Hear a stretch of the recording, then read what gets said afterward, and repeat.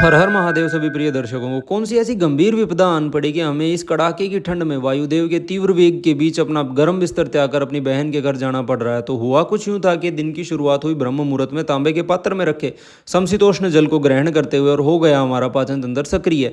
व्यायाम आदि के लिए आज नहीं जा पाए थे क्योंकि रात को जो भस्म आदि का मिश्रण हमने लिया था उससे नींद अत्यधिक गहरी आई, जिस कारण सुबह कब हुई पता ही नहीं चला।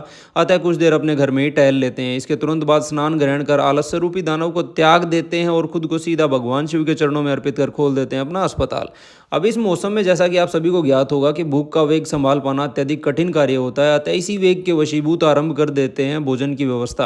अन्यथा एक के बाद एक मरीज आते चले जाते हैं और भोजन का समय हमें नहीं मिल पाता है। अब भोजन के रूप में हमारे लिए तैयार हो रही थी दाल। तब तक विचार आया कि सुबह के अहम कार्य को संपन्न कर लिया जाए, जो कि इस मौसम में होता है अर्जुन की छाल का काढ़ा, जो कि हृदय के उत्तम स्वास्थ्य का निर्धारण करने में सहायक है। इसके लिए बस चाहिए 3 ग्राम अर्जुन की छाल, 1 कप दूध, 1 कप पानी। बाकी की विधि आप हमारे पुराने व्लॉग्स में देख सकते हैं।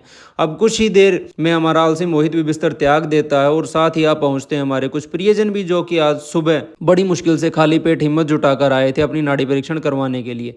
अब उनके लिए कुछ स्वास्थ्यवर्धक दवाइयां उनकी नाड़ी के आधार पर हम बंधवा देते हैं और फिर चलता है ढेर सारे मरीजों के साथ परामर्श का सिलसिला। तत्पश्चात बाहर के मौसम के मद्देनजर हमें विचार आया कि थोड़ी सी गर्म कॉफी का सेवन कर लिया जाए। बस अपनी इसी इच्छा की पूर्ति हेतु तो हम आरंभ कर देते हैं कॉफी बनाना, जो कि हम काफी दिन बाद कर रहे थे। अब कॉफी का सेवन करते करते आरंभ करते हैं फोन पर परामर्श का सिलसिला, जो अक्सर काफी लंबा चल जाता है। इसके बाद आशीष सभी मरीजों के लिए दवाइयां बनवाकर बांध देता है और समय वो चलता है अस्पताल बंद कर कुछ देर सुस्ताने का। शाम की शुरुआत हुई भोजन की व्यवस्था के साथ, जिसमें होने वाली थी ढेर सारी हरी सब्जियां। अतः उन्हें जल्दी से काट कर धो लेते हैं और रख देते हैं स्टीमर में उबलने के लिए।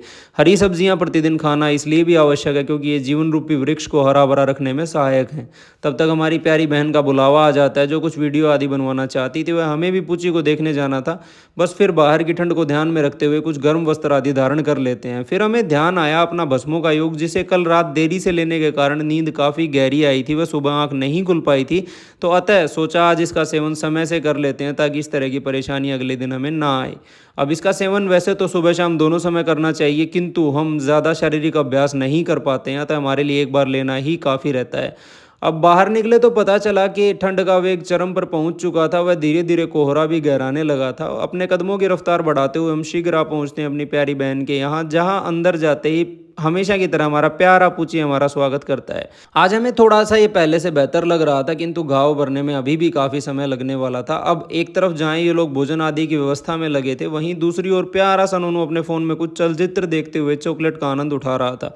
ध्यान रहे, यदि आपके घर में भी छोटे बच्चे हैं तो कोशिश कीजिए उन्हें जितना हो सके मीठे से दूर रखें, ताकि आप उन्हें एक बेहतर स्वस्थ भविष्य दे पाएँ। अब प्यारी बहन शुरू कर देती है अपना फ़ोन पर परामर्श का सिलसिला, जो अक्सर काफ़ी लंबा चलता है। वहीं दूसरी ओर हम आरंभ करते हैं पूची के घाव का जायजा लेना, जो कि अभी ज़रा सा ही ठीक मालूम पड़ रहा था। अब यहाँ जन्म लेता है छोटा सा विचार लाइव वीडियो करने का, जो कि होने वाली थी मखाने के बारे में। तब तक पूची के मालिक प्रिय मोहित नैन जी उसे बड़े ही प्यार से भोजन ग्रहण कराना आरंभ कर देते हैं, क्योंकि भले ही ये कितना ही शैतान क्यों न हो, दूसरी तरफ ये है भी उतना ही प्यारा। अब लाइव वीडियो हेतु पूरी सामग्री को अच्छे से सजा लिया जाता है, जिस काम के लिए हमारी बहन तुरंत तैयार हो गई थी। वैसे तो उसे खाना आदि बनाना कुछ ज़्यादा पसंद है नहीं। ये वीडियो आप हमारे चैनल आनंद राहर लाइव पर देख सकते हैं। तब तक दरवाजे पर आ पहुंचा था छोटा वाला मोहित, जो कि प्यारे नोनू के लिए पिज़्ज़ा लिए हुए था।